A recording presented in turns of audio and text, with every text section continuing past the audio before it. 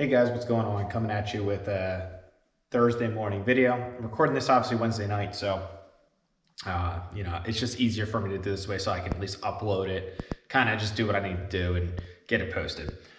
So today I want to talk about PayPal again. Ticker is PYPL. I did say I was going to buy this stock yesterday's video, and I actually did wind up doing that the first second it opened. Kind of wanted to see like what it did. It actually started out, obviously after hours it shot down, and then it had like a little downwards, and it rallied and held flat basically all day.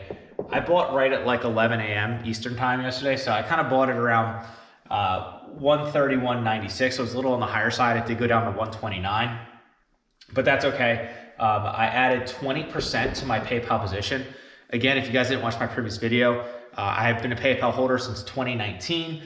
My cost basis was like right around like 185, 190 for almost a year and a half. So it's a long-term position. I'm obviously buying now, so it's going to be multiple because there's shorts in there now, short-term holdings. But anyways, love the company long-term. I'm a long-term investor. So if I buy stock usually in 2019, 2020, 2021, I'm not going to sell it for years to come.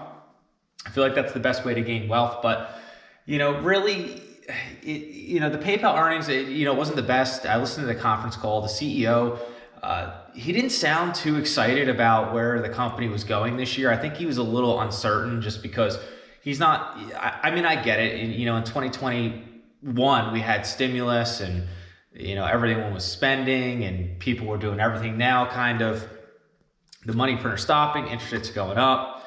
There's no stimulus this year. So, I think PayPal's a little hesitant on trying to I think it just, the wave crashed basically, which is fine. I think this company long-term with Venmo and the Amazon deal and all that stuff, they'll be perfectly fine this year.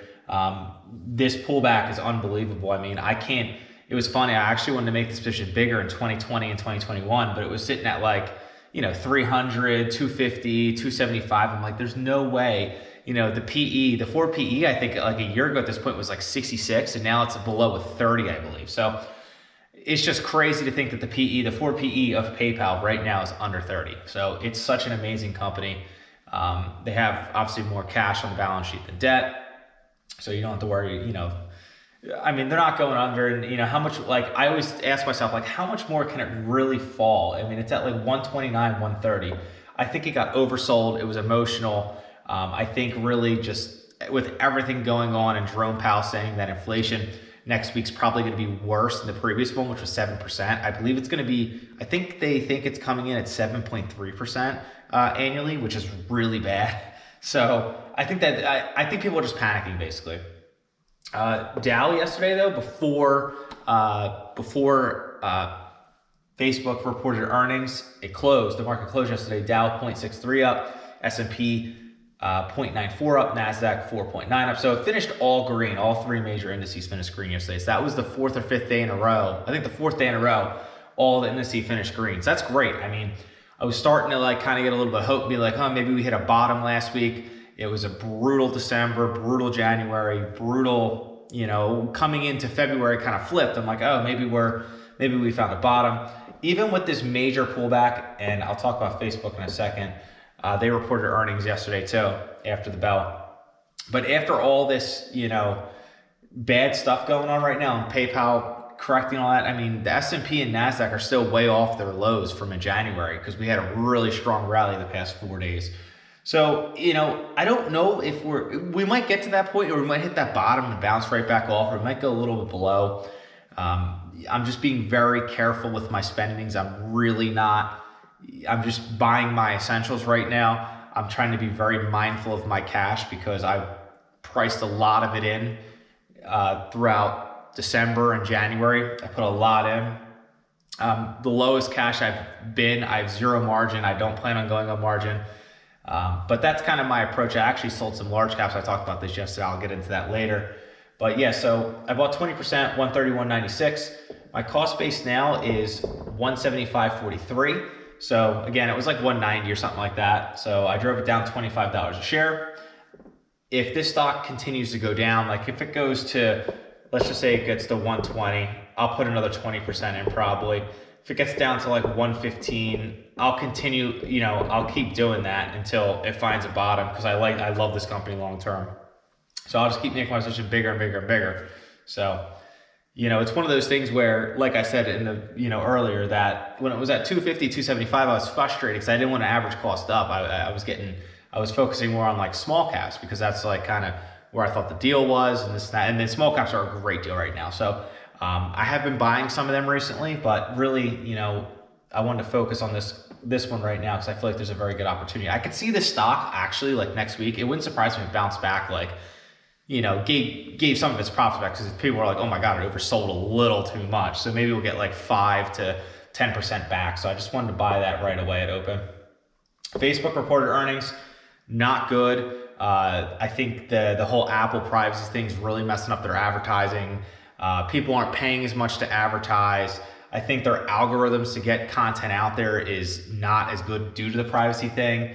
Their forecast, for next quarter, it's like 3 to I think 10% or something like that, which is like a joke for this company. So Facebook's viewed as or Meta is viewed as a growth stock, and that is definitely not a growth stock. That's more like a value stock in my opinion. But it plummeted like 30% basically. I think it's sub like 250 now. I do hold Facebook. This is another 2019 stock I was buying, or early 2020. My cost base for Facebook is 170. So I'm still up a lot, even at 250, but it's one of those things where I'm like, I don't know. I mean, I like PayPal so much more right now. And then some of the small caps, I think, like especially the ones that are really short squeezed, like Corsair Gaming, I think the short float's like 30%. Tattoo Chef, the short float's 30%.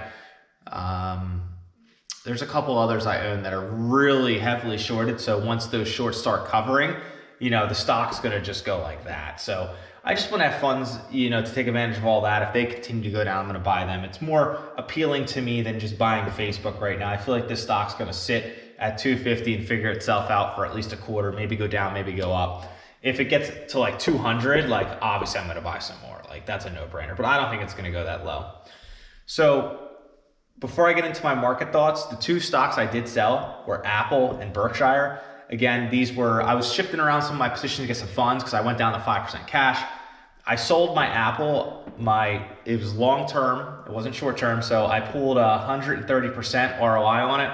And then my Berkshire, I sold and I pulled a 79% ROI. So even with the correction and tanking, the large caps were the last to fall, and they were still kind of almost at their 52-week highs when I sold it in January.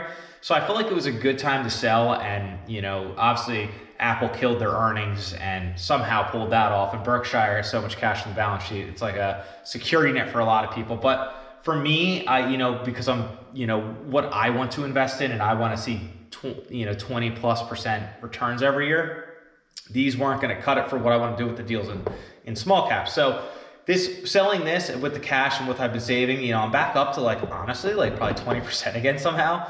But I wasn't planning on really selling these guys, but I really did think the bottom was going to be the first week of January. So I was wrong. It is what it is, and I'm okay with that because I figured out a way to get more capital without taking out margin. I made good money on these guys. I can't really complain. I mean, if you average the two, I held about the same amount of shares in each one, well, dollar-wise, and I think my overall return was like 105 this year. So realized I'm at 105, which is crazy to say in this market because everything's down like 20 to 50% or more. So let me just see where I'm at here. It's just crazy. So I got 20% cash. I'm going to slowly price it in the places I want to do. Obviously, as I buy, I'll make videos and let you guys know what I'm buying. Market thoughts. I mean, this is one of the most this is hands down the most confusing market I've ever been in. I could see it going to stagflation. I could see it going to deflation like I thought in the fall. I still think we're going to have deflation. I don't know why. I just have a weird feeling. I don't think, I just for whatever reason think Jerome Powell, he's going to overly tighten. I just feel like he's going to panic. He wouldn't answer the question how much rate hike he's going to do in March. If inflation comes in at 7.3%, GDP is really good. Unemployment's still really low. I have a weird feeling he's not going to get it. Like he wants to get it right. Like just say this is inflation, this is deflation. He wants to get it right here. And we're way up here right now. I think he's going to rate hike too aggressively and it's going to go like this to deflation.